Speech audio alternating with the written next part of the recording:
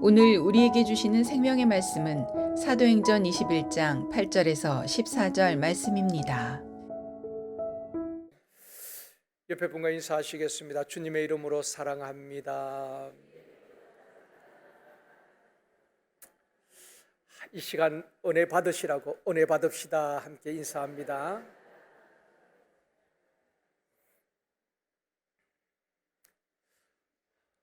어떤 의사가 밤늦은 시간에 응급 환자의 수술 연락을 받고 급하게 집에서 나와 택시를 탔습니다.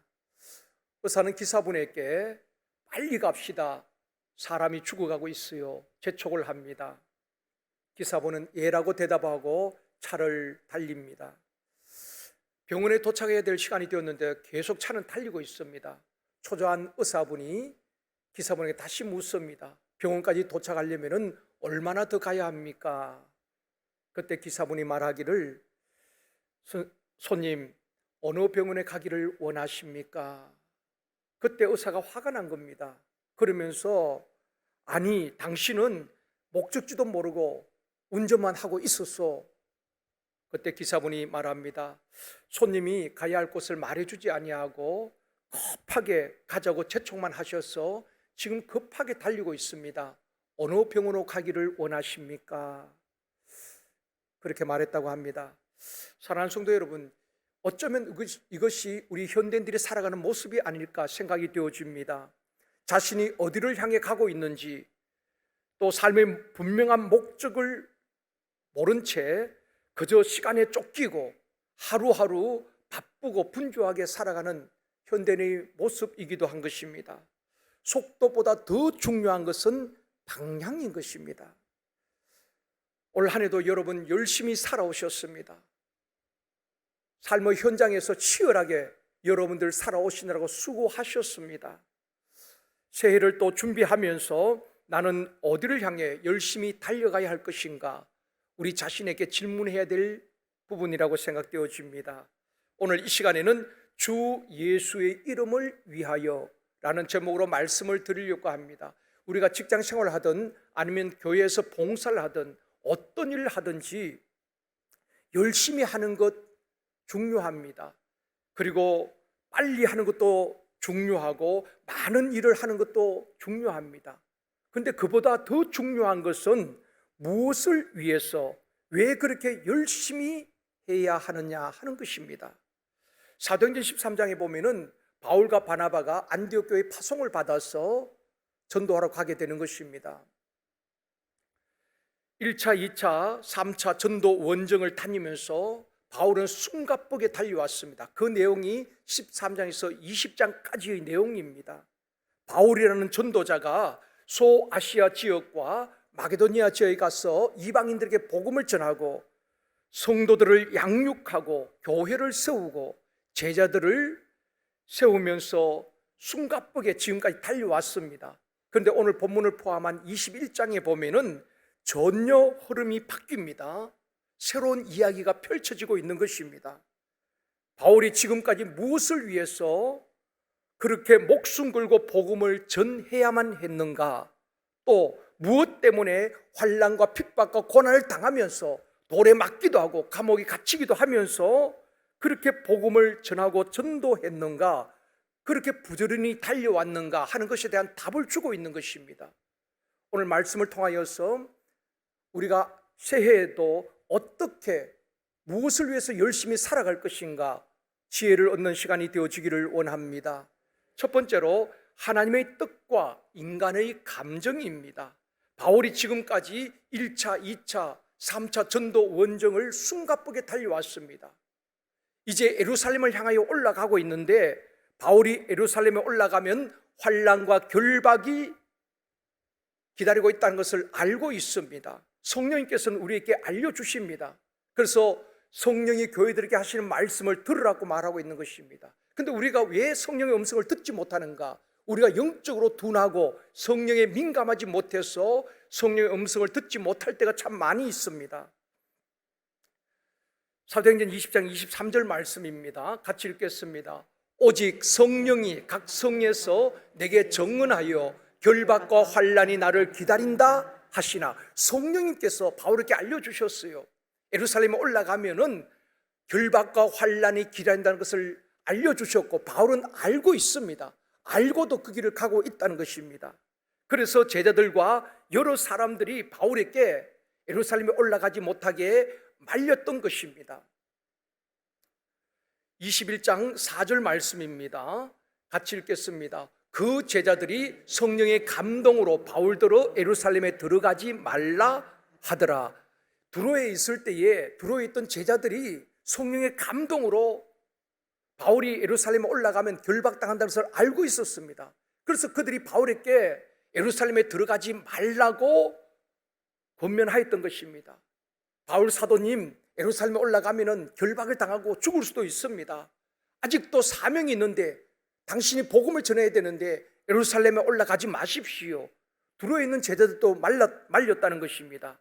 오늘 본문 10절에도 말씀합니다. 같이 읽습니다. 여러 날 머물러 있더니 아가보라 하는 한 선지자가 유대로부터 내려와, 이 아가보는 선지자입니다. 그러면서 예언자였어요. 이미 11장에서 이 아가보는 예언을 했습니다. 11장 28절 말씀입니다. 같이 읽습니다. 그 중에 아가보라 하는 한 사람이 일어나 성령으로 말하되 천하에 큰 흉년이 들리라 하더니 글라우디오 때에 그렇게 되니라. 이 아가보는 선지자고 예언자였거든요. 성령의 말하게 하심을 따라서 성령의 감동으로 예언을 한 것입니다. 앞으로 큰 흉년이 들 것입니다. 그런데 글라우디오 황제 때에 그 예언대로 큰 흉년이 들었다는 것입니다. 그리고 오늘 본문에서도 이 아가보가 예언을 합니다. 바울에 대해서 11절입니다. 같이 읽습니다. 우리에게 와서 바울의 띠를 가져다가 자기 수족을 잡아매고 말하기를 성령이 말씀하시되 예루살렘에서 유대인들이 이같이 이 띠 임자를 결박하여 이방인의 손에 넘겨주리라 하거늘. 이 아가보 예언자가 바울의 띠를, 허리띠를 가져다가 자기 손과 발을 묶는 것입니다. 자기 손과 발을 묶고 그렇게 예언을 하는 것입니다. 자기 생각을 말하는 것이 아니라 성령이 말씀하시되 성령께서 알려주신 것입니다. 뭐라고 예언합니까? 이 띠의 임자가, 이 띠는 바울의 띠잖아요. 예루살렘에 올라가서 결박을 당하고 이방인의 손에 넘겨줄 것이다. 성령의 감동으로 예언을 하게 되는 것입니다. 그러자 그곳에 모였던 사람들이 어떻게 반응합니까? 12절입니다. 같이 읽습니다. 우리가 그 말을 듣고 그곳 사람들과 더불어 바울에게 예루살렘으로 올라가지 말라 권하니. 그래서 많은 사람들이 이 아가보의 예언을 듣고 바울 선생님 예루살렘에 올라가면 결박당하고 죽을 수 있으니까 예루살렘에 올라가지 마십시오 권면했다는 것입니다. 성령님께서 여러 사람들에게 결박당한 것을 알려주셨고 제자들과 많은 사람들이 예루살렘에 올라가지 못하게 말렸다는 것입니다. 사랑하는 성도 여러분, 예언은 참 조심해야 됩니다. 오늘의 본문의 예언은 다 성령의 감동으로 예언이 된 것입니다. 그런데 새해가 되면 뭔가 궁금해서 토정 비결을 보는 분들도 있지만은 어떤 예언기도 하는 분이 있다면 그곳에 찾아가서 예언 받는 분들도 있습니다. 여러분, 그것은 참 조심해야 됩니다. 물론 성령의 역사로 예언하는 분들도 있지만 제가 알기로는 대부분 자기 생각을 따라서 예언하는 분들도 참 많이 있습니다. 뭔가 사람은 미래에 대해서 알고 싶으니까 사업을 잘 될 것인지 이런 부분을 가서 예언을 기도를 받습니다. 그런 것은 참 조심해야 됩니다. 그런데 가시는 분들 또 목사님들께 이야기하지 않고 가요. 그것은 옳지 않습니다. 언제 주님이 다시 오신다고 시한부 종말에 대한 예언은 더더구나 조심해야 되는 것입니다. 우리나라에서도 다미 선교회에서 이 장님씨가 1992년 10월 28일 주님이 다시 오신다고 그 당시에 많은 사람들, 심지어 어린 아이들까지 예언을 했다고 그 예언을 모아서 10월 28일 날짜를 정한 것입니다. 결국 해프닝을 끝나긴 했지만 얼마나 많은 성도들을 미혹하고 지금도 저는 기억납니다. 당시에 공영 방송에서 실시간으로 다미성교 앞에서 다 중계를 했습니다. 물론 휴거가 없었죠. 그 일로 인해서 기독교 이미지가 얼마나 많이 실추가 되었습니까? 복음을 전할 때 얼마나 많은 방해를 받았습니까? 지금까지도 회복이 잘 되고 있지 않습니다. 다른 종교에 비해서 기독교에 대해서 신뢰도가 많이 떨어진 이유 중에 하나이기도 한 것입니다. 성경에서 종말에 대해서 확실하게 우리에게 예언을 해주고 있습니다. 여러분, 사람의 말은 진리가 아니잖아요. 우리 모두는 자기 입장에서 말을 합니다. 그래서 그 사람 말 들으면 상대방이 아주 나쁜 사람이에요. 또 상대방이 말 들어보면 이분이 나쁜 사람이에요. 그렇기 때문에 여러분, 말이라는 것은 한쪽만 들으면 되지 않습니다. 다 자기 입장에서 자기 하고 싶은 말을 하고 자기 유리한 말을 하기 때문에 그렇습니다. 오직 하나님의 말씀만이 진리이고 이 말씀이 예언의 말씀인 것입니다. 구약의 선지자를 통해서 다 예언하셨지 않습니까? 이사야, 미가 선지자를 통하여서 유대 땅 베들레헴에 아기 예수님이 탄생하실 것을 말씀하셨고, 그분은 십자가에 우리 죄를 담당하셔 죽을 것도 예언하셨고, 그 말씀대로 다 성취가 되었습니다. 주님이 하늘로 올라가시면서 말씀하셨습니다. 다시 오시겠다고요. 그 예언의 말씀도 성취되어 줄 믿습니다. 우리가 믿어야 될 것은 하나님의 말씀 외에는 온전히 믿을 것이 없습니다. 오직 하나님의 말씀을 붙들어야 되는 것입니다. 이 말씀이 예언이에요. 성경에서 예언에 대한 종말에 말씀하고 있습니다. 마태복음 24장 42절 말씀입니다. 같이 읽습니다. 그러므로 깨어 있으라. 어느 날에 너희 주가 임할런지 너희가 알지 못함이니라. 종말에 대해서, 예수님의 재림에 대해서 성경의 예언인 것입니다. 우리에게 깨어 있으라는 것입니다. 어느 날에 주가 임할런지 너희가 알지 못함이라. 예수님의 재림을 비밀로 하신 것입니다. 그런데 사람이 자꾸 알고 싶어 하니까 날짜를 이렇게 만들어내는 것입니다.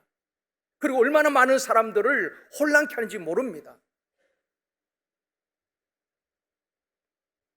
성경에서는 깨어 있으라, 준비하고 있으라는 것입니다. 오늘 밤에도 주님이 오시면 주 예수여 어서 오시옵소서 맞을 준비하고 있으면 아무런 문제가 없습니다.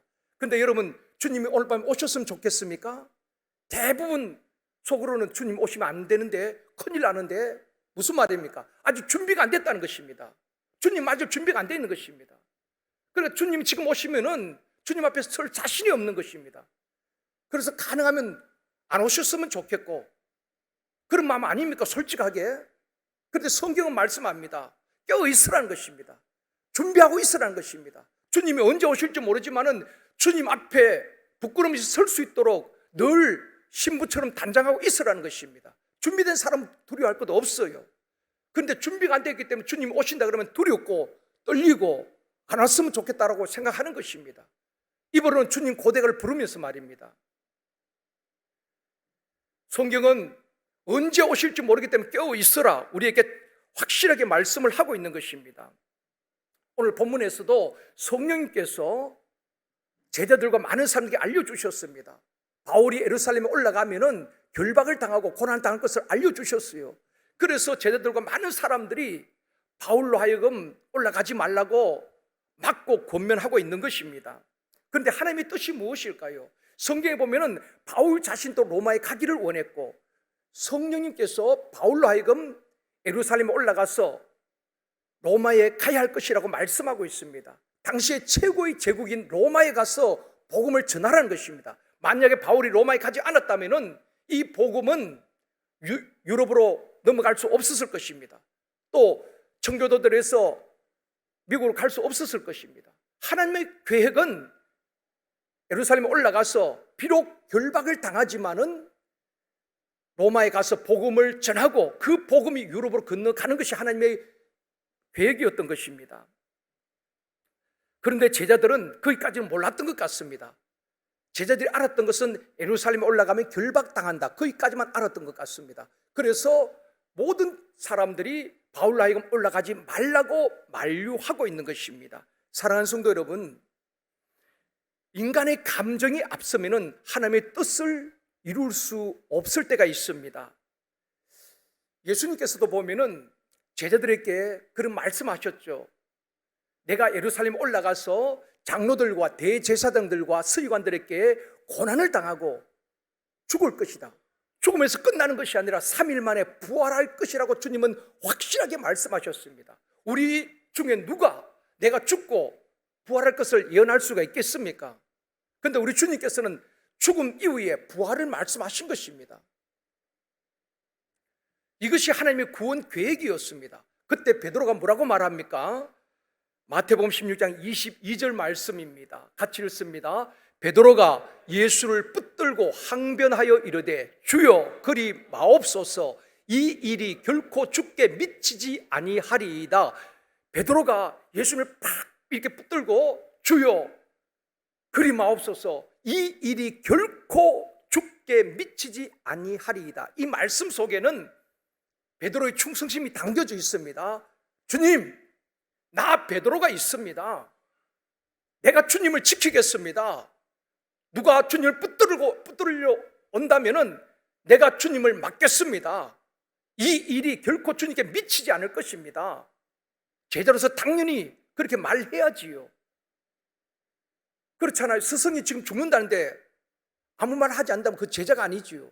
베드로는 주님 그리 마옵소서, 이 일이 결코 죽게 미치지 않겠습니다. 어쩌면 인간적인 면에서는 충성된 제자입니다.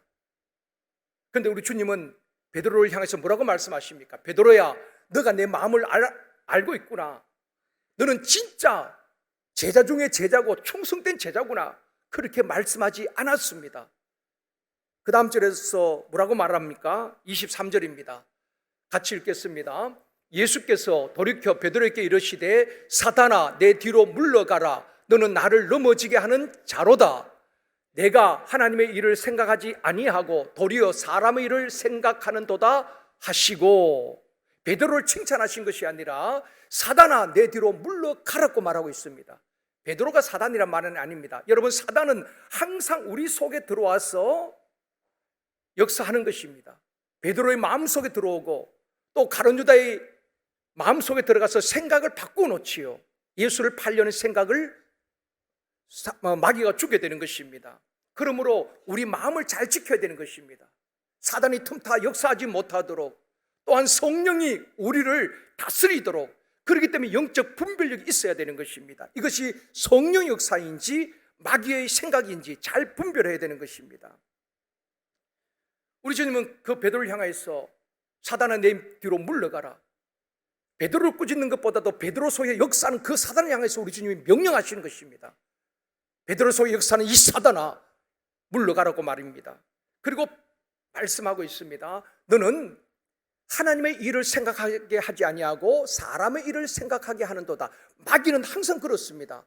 합리적인 생각, 인간적인 생각, 그걸 가지고 사람을 미혹하는 것입니다. 십자가의 길을 가로막는 것입니다. 하나님의 구원 계획은 독생자 예수님이 이 땅에 오셔서 우리의 죄와 허물을 다 담당하시고 십자가에 죽으시고 부활하시고 승리하심으로 우리 인생의 모든 문제를 해결해 주시는 것이 하나님의 구원 계획인 것입니다. 그런데 이 사단은 베드로를 통하여서 이 구원 계획을 가로막고 있는 것입니다. 십자가를 지지 말라는 것입니다. 그래서 우리 주님께서 사단을 향해서 책망하고 꾸짖으신 것입니다. 오늘 본문에도 보면은 하나님의 뜻은 바울이 예루살렘에 올라가서 비록 결박을 당하지만 로마로 가는 것입니다. 그리고 바울을 통해서 로마를 복음화시키고 잘 닦여진 그 도를 통해서 유럽 전역에 복음이 퍼져나가는 것이 하나님의 구원 계획이었고 전도 계획이었던 것입니다. 그런데 제자들과 여러 사람들이 인간적인 감정, 합리적인 생각으로 올라가지 말라고 말리고 있는 것입니다. 그럴 때에 바울은 그것을 정확하게 분별했습니다. 인간적인 감정에 정에 매이지 아니하고 하나님의 뜻이 무엇인가를 알았기에 바울은 단호하게 말하고 있습니다. 13절입니다. 같이 읽습니다. 바울이 대답하되 여러분이 어찌하여 울어 내 마음을 상하게 하느냐? 나는 주 예수의 이름을 위하여 결박당할 뿐 아니라 예루살렘에서 죽을 것도 각오하였노라 하니, 바울이 그들 향해서 이야기하는 것입니다. 어떻게 내 마음을 이렇게 힘들게 합니까? 나는 예루살렘에 올라가서 결박당할 뿐 아니라 죽는다 할지라도 나는 올라갈 것입니다.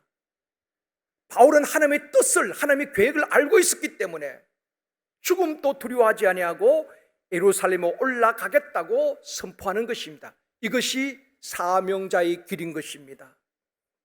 사랑하는 성도 여러분, 인간의 사사로운 감정에 매이지 아니하고 하나님의 뜻이 무엇인지 진리의 말씀을 옳게 분별하고 하나님의 뜻을 따라 살아가는 저와 여러분이 되어지기를 주님의 이름으로 축원합니다. 두 번째로, 주 예수의 이름을 위하여. 바울은 결박뿐 아니라 죽음도 각오하고 있는 것입니다. 일사각오를 했다는 것입니다. 그런데 이 일사각오의 신앙은 기독교에만 있는 것 아닙니다. 불교에도, 힌두교에도, 이슬람에도 이런 일사각오의 신앙은 있습니다. 여러분, 이슬람 테러주의자들 보면은 10대 청소년들이 자폭 테러단들 줄을 서고 있습니다. 우리 기독교인들은 내가 복음을 전하다가 순교 각오하고 북한에 가는 사람 없습니다. 그런데 이슬람에서는 10대 그 청소년들이 줄을 서고 있어요. 폭탄을 몸에 지니고 사람들 있는 곳에서 자폭하는 것입니다. 그것은 최고의 순교라고 생각합니다. 최고의 영광이라고 생각합니다. 그들이 마음대로 자폭하는 건 아닙니다. 위에서 명령을 받아서 그들은 기꺼이 자폭하는 것입니다. 순교자가 되는 것입니다. 이게 이슬람이에요. 전 세계에 그런 이슬람 청소년들이 줄을 서 있는 것입니다. 서로 순교하겠다고. 그래서 이슬람 세력이 강력하게 세계로 퍼져나오고 있는 것입니다. 이처럼 이방 종교에서도 일사각오의 신앙은 있다는 것입니다. 기독교에만 있는 거 아닙니다. 그런데 중요한 것은 누구를 위하여서 결박을 당하고 누구를 위하여서 죽느냐 하는 것입니다. 13절에 다시 보시겠습니다. 같이 읽습니다. 바울이 대답하되 여러분이 어찌하여 울어 내 마음을 상하게 하느냐. 나는 주 예수의 이름을 위하여 결박당할 뿐 아니라 예루살렘에서 죽을 것도 각오하였노라 하니. 제가 서론에 말씀을 드렸습니다. 우리가 열심히 하는 것도 중요하고 많은 일을 하는 것도 중요하지만 누구를 위해서, 무엇을 위해서 하느냐가 중요하다고 말씀을 드렸습니다. 바울은 명쾌하게 우리에게 답을 주고 있습니다. 자신의 유익을 위해서 그렇게 생명 걸고 달려가는 거 아니에요. 나는 주 예수의 이름을 위하여 결박당하는 것뿐 아니라 예루살렘에서 죽을 것도 각오하였노라. 주 예수의 이름을 위하여서 말입니다. 바울이 왜 그렇게 열심히 전도했습니까? 바울이 왜 그렇게 죽음을 각오하고 돌에 맞기도 하고 착고가 채워지고 매를 맞으면서 감옥에 갔습니까? 주 예수 이름을 위하여. 그 이유인 것입니다. 장로님들이 말리고 제자들이 말렸지만은 죽음을 각오하고 예루살렘에 올라가려고 하는 이유가 무엇입니까? 자신의 유익이 아니라 주 예수 이름을 위하여, 그 이유 때문에 올라가는 것입니다. 이것이 사명자의 발걸음인 것입니다. 그렇다면 주 예수 이름이 왜 그렇게 귀합니까? 주 예수 이름이 무엇이기에 자기의 생명까지, 자기의 전생애를 투자할 만한 가치가 있느냐 하는 것입니다. 사도행전 4장 12절 말씀, 이번 주 암송 말씀입니다. 같이 읽습니다. 다른 이로서는 구원을 받을 수 없나니 천하 사람 중에 구원받을 만한 다른 이름을 우리에게 주신 일이 없음이라 하였더라. 이 이유 때문에 그런 것입니다. 우리가 알라의 이름으로 구원받는 것 아니잖아요. 부처의 이름으로 구원받는 것 아닙니다. 오직 우리가 구원받을 길은 우리를 위해서 십자가를 지신 예수 그리스도 뿐인 줄 믿습니다. 오직 예수, 그 이름이 우리의 모든 죄를 사할 수 있습니다. 오직 예수, 그 이름이 우리를 사망의 권세에서 구원할 수 있는 능력의 이름인 줄 믿습니다. 바울은 그 이름을 믿고 그 주 예수 이름을 위하여 자기 목숨까지 바칠 각오를 했다는 것입니다. 여러분은 목숨까지 바쳐도 아깝지 않는 그런 사람이 있습니까? 그런 대상이 있습니까? 바울은 주님을 만났기 때문에 오직 우리를 구원하신 그 예수의 이름을 위하여 자신의 생명까지 아까워하지 않는다고 고백을 하고 있는 것입니다. 2024년 직분자들이 임명되었습니다. 교사로, 샘터장으로, 주차 안내로, 또 찬양대 여러 분야의 직분자들이 임명되었습니다. 우리가 새해에도 열심히 봉사하고 헌신하는 것 좋은 일입니다. 열심히 전도하고 섬기는 것도 중요합니다. 그러나 우리가 꼭 기억해야 될 것이 있습니다. 누구를 위해서 그렇게 열심히 하는가?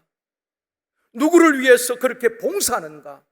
누구를 위해서 그렇게 헌신해야 하는가 하는 것입니다. 많은 분들이 죄송합니다. 주 예수를 이름을 위해서 한다고 말은 합니다. 그런데 자기 이름을 위하여서, 자기를 드러내기 위하여서, 사람들에게 칭송받기 위하여서 생명 걸고 일하는 사람도 있다는 것입니다. 그것이 충족되지 않을 때는 섭섭해하고 사람들로부터 인정받지 못할 때는 시험되는 경우도 얼마나 많이 있습니까? 바울은 자기의 유익이 아니라 자기를 위해서가 아니라 오직 주 예수 이름을 위하여 자신은 죽어지고 오직 예수 그리스도 이름을 위하여, 복음을 위하여서 자기 생명을 던졌다는 것입니다. 홍수 심판 이후에 노아의 후손들이 번성하면서 그들이 바벨탑을 샀습니다. 왜 바벨탑을 쌓았습니까? 창세기 11장 4절 말씀입니다. 같이 읽습니다. 또 말라되 자 성읍과 탑을 건설하여 그 탑 꼭대기를 하늘에 닿게 하여 우리 이름을 내고 온 지면에 흩어짐을 면하자 하였더라. 노아와 그 가족이 구원을 받고 후손들이 번성했어요. 그렇다면 하나님의 영광을 위하여, 하나님의 이름을 위하여서가 아니라 자기들의 이름을 위하여서, 우리 이름을 내기 위하여서 바벨탑을 쌓자. 그리고 쌓아 올라가는 거예요. 우리 하나님께서 결국 바벨탑을 언어를 혼잡케 하고 그 탑을 쌓지 못하게 하셨지요. 교만의 바벨탑, 자기 이름을 내기 위한 바벨탑을 하나님께서 강권적으로 언어를 혼잡케 해서 중단시킨 것입니다. 바벨론의 느부갓네살 왕이 두라 평지에서 큰 금신상을 세웠습니다. 어마어마한 금신상을 두라 평지에 세워놓고 낙성식 날 그날의 모든 지도자들, 총독과 수령과 모든 관리들 다 두라 평지에 모이게 한 것입니다. 그날의 지도자를 다 모아놓고 그 신상을 향해서 엎드려 절하게 한 것입니다. 왜 느부갓네살 왕이 금신상을 만들었습니까? 자기 이름을 위하여서, 자기를 경배하라고 그렇게 금신상을 만들어 놓고 많은 사람들로 하여금 숭배하게 한 것입니다. 그 자리에 사드락, 메삭, 아벳느고가 있었지요. 그들은 절하지 않습니다. 왜 그렇습니까? 절하지 않으면 풀무불에 던져진다는 것을 알고 있었지만은 우리의 찬송과 존귀와 영광을 받으실 분은 오직 창조주 한 분밖에는 없다는 것을 알았습니다. 우상 앞에 절할 수 없었던 것입니다. 그래서 풀무불에 던져질 각오하고 그들은 신앙을 지켜낸 것입니다. 물론 하나님께서 강권적으로 그들의 생명을 지켜주시고 보호하셨지요. 사랑하는 성도 여러분, 사람들은 자신의 이름을 드러내기를 얼마나 좋아합니까?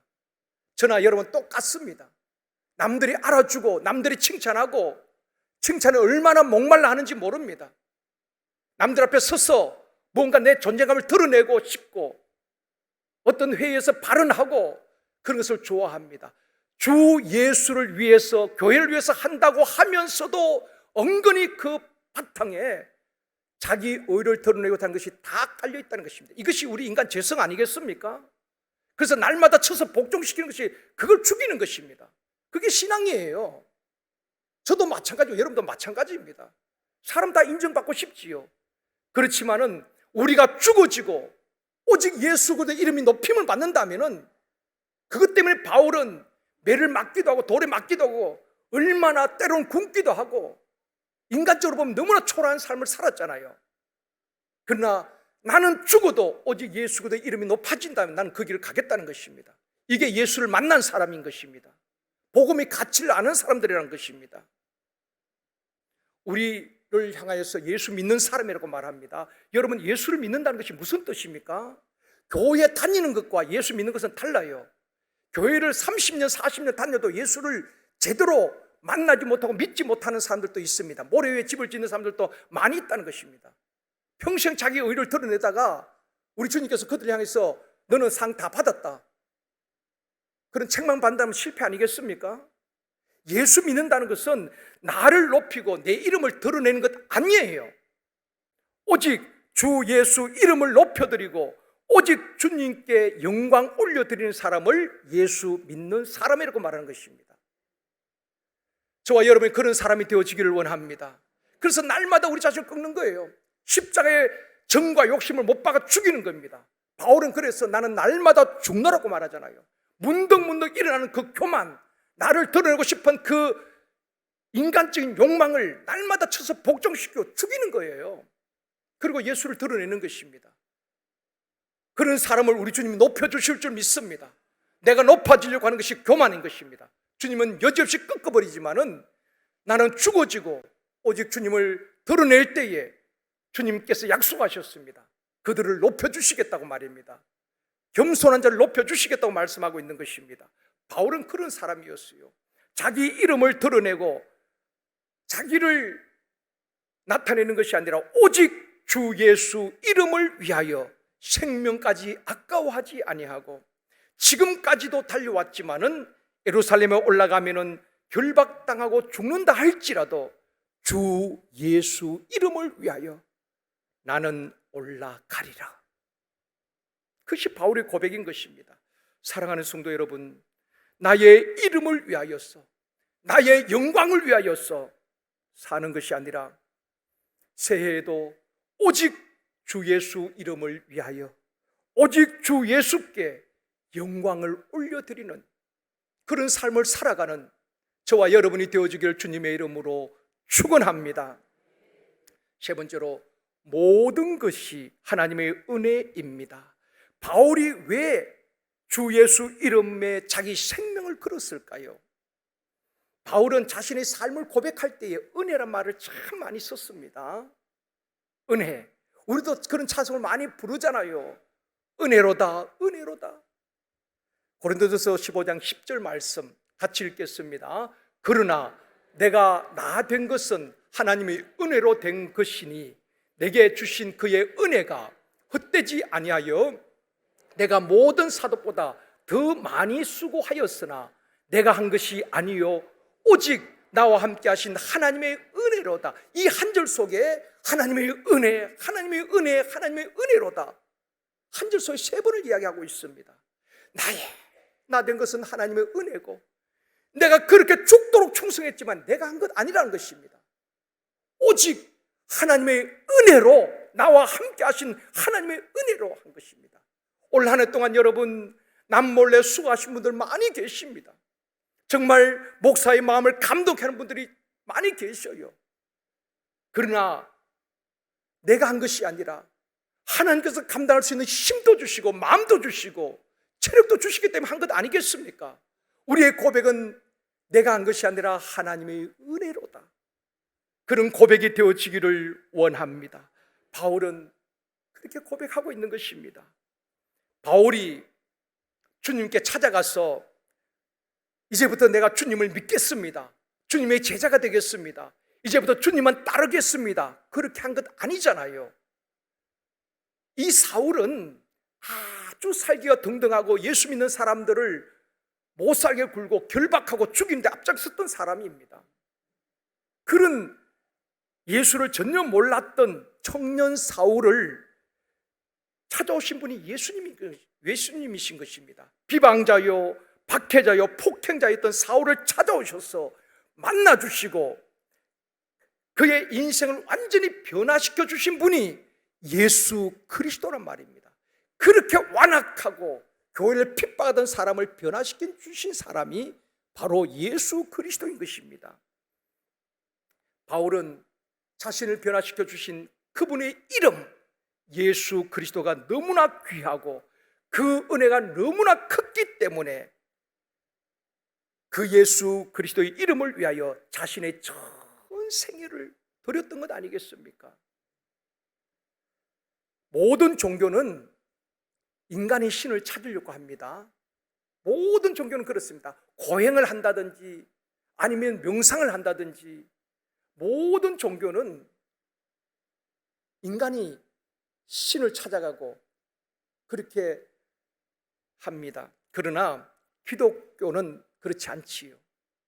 우리가 하나님을 찾아간 것이 아니라 하나님께서 육신을 입고 이 땅에 오신 것입니다. 인카네이션 하신 것입니다. 그분이 바로 예수 그리스도 아닙니까? 그분을 축하하는 것이 성탄 감사의 예배 아니겠습니까? 육신을 입고 이 땅에 오셔서 인간의 모든 죄와 허물을 담당하시고 처절하게 십자가에서 피를 쏟으시고 몸을 찢어주시고 내가 다 이루었다. 우리가 해결할 수 있는 이 죄 문제를 십자가에서 다 해결해 주시고 3일 만에 부활하심으로 승리하신 그 이름 예수, 그 예수님의 탄생은 온 백성에게 미칠 큰 기쁨의 좋은 소식인 줄 믿습니다. 만약에 이 바울이 예수님을 만나지 못했다면, 아니 주님이 바울을 찾아오셔서 그를 변화시키지 않았다면 바울은 자기 방식대로 살았을 것입니다. 여전히 교회를 핍박하고 예수 믿는 사람을 잡아다 가두고 죽이고 자기 인생뿐 아니라 수많은 사람들의 인생을 무너뜨리는 삶을 살았을 것입니다. 그리고 그것이 죄인 줄도 모르고 자기는 어렵다고 자기는 이름을 드러내는 그런 삶을 살았을 것입니다. 그런데 주님이 찾아오셔서 일방적으로 다메섹으로 가는 그 사울을 찾아오셔서 만나주시고 그를 변화시켜 주신 것 아니겠습니까? 그러기에 바울은 그렇게 고백하는 것입니다. 나의 나 된 것은 하나님의 은혜로 된 것이다. 우리 모두가 그 은혜를 입었기 때문에 오늘 이 자리에 나온 것 아니겠습니까? 여러분 연말에 얼마나 바쁩니까? 한 주간 수고하시고 좀 주일날 쉴 만한 그런 시간에 여러분 이 자리에 오신 것은 다 하나님의 은혜가 너무 크기 때문에 가까이서 멀리서 이 미끄러운 빙판길에도 이 자리에 오신 것 아니겠습니까?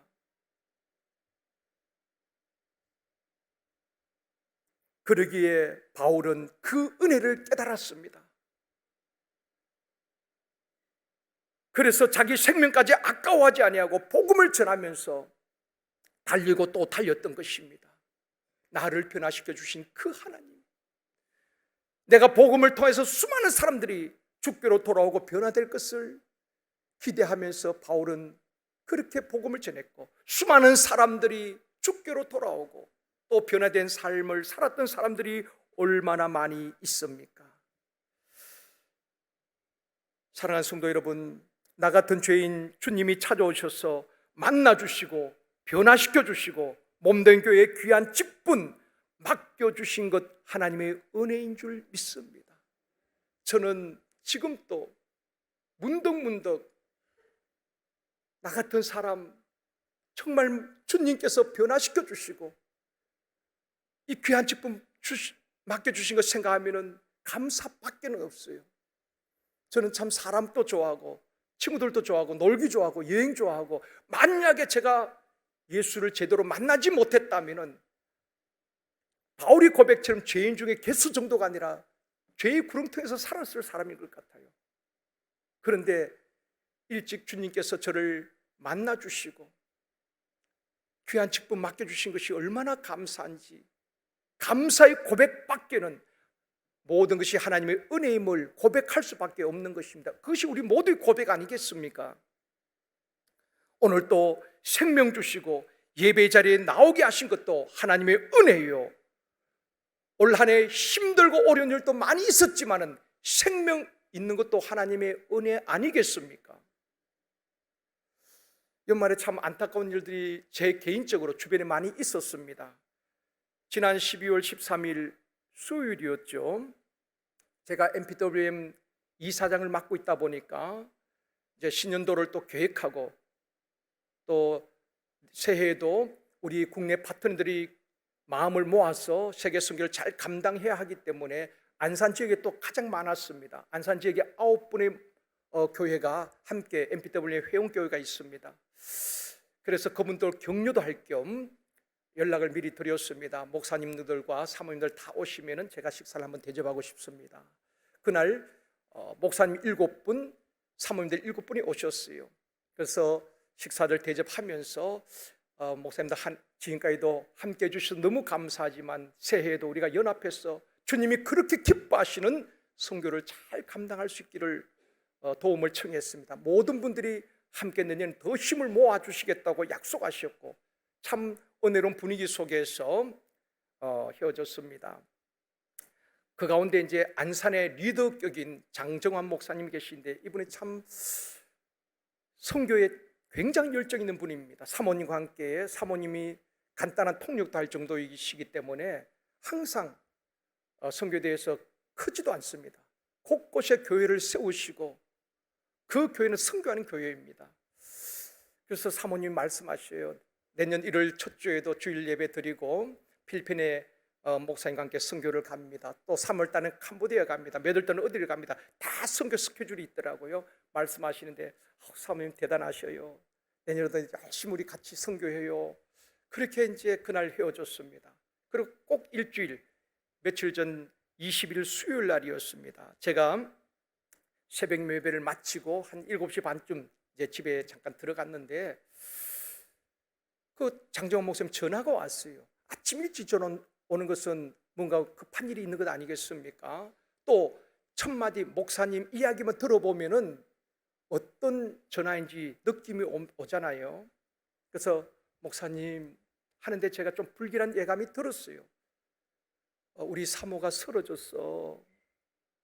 그래서 고대 안산병원에 급히 옮겼는데 그 고대 병원에서 어떻게 할 수가 없다고 다른 병원으로 가라 그래서 서울 목동 서울병원으로 옮겼다는 것입니다. 뇌출혈이 있어서 이제 수술하기 위해서 이렇게 머리를 열었는데 피가 너무 많이 쏟아져서 수술할 수가 없다는 것입니다. 그래서 그냥 닫아버렸다는 것입니다. 그러면서 목사님이 울먹이면서 말씀하시는 겁니다. 우리 사모 나 같은 부족한 목사를 옆에서 돕느라고 고생 많이 했고 그리고 선교 다닐 때마다 우리 사모 너무너무 고생했는데 이렇게 마지막까지 고생시키고 싶지 않아요. 우리 사모 더 이상 고생하지 아니하고 하나님 품에 빨리 안길 수 있도록 목사님 기도해 줘. 참 제 마음이 아팠습니다. 물론 하나님의 뜻을 다 알 수는 없지요. 그렇지만은 참 마음이 아팠어요. 목사님 마음이 얼마나 힘드실까.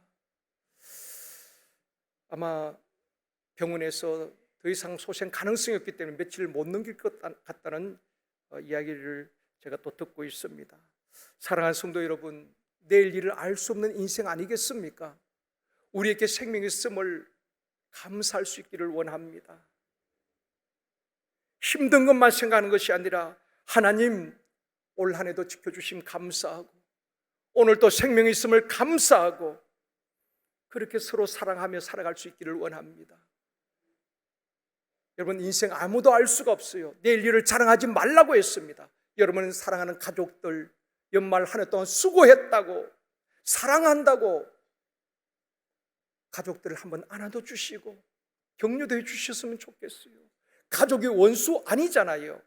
또 교회 성도들 다 예수 안에서 형제 자매 아닙니까? 나하고 마음에 들지 않는다고 적대시하고 다니면서 엉뚱한 소리하고 험담하고 그러면 안 되는 것입니다. 서로 부족함을 채워주고 넘어진 자 손잡아 일으켜주고 낙심한 자 위로하고 격려하면서 그것이 교회 아니겠습니까? 우리 연말에 서로 사랑하고 감사하며 모든 것이 하나님의 은혜입니다.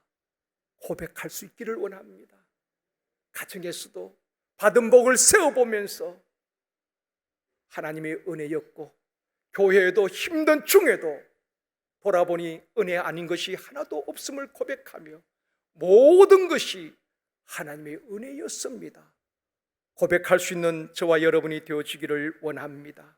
그리고 올해도 주 예수 이름을 위하여 살아오셨지만 내년에도 나의 이름을 드러내는 것이 아니라 오직 주 예수 이름을 위하여서 나는 죽어지고 오직 예수만 증거되어지는 삶을 살아가는 저와 여러분이 되어지기를 주님의 이름으로 축원합니다.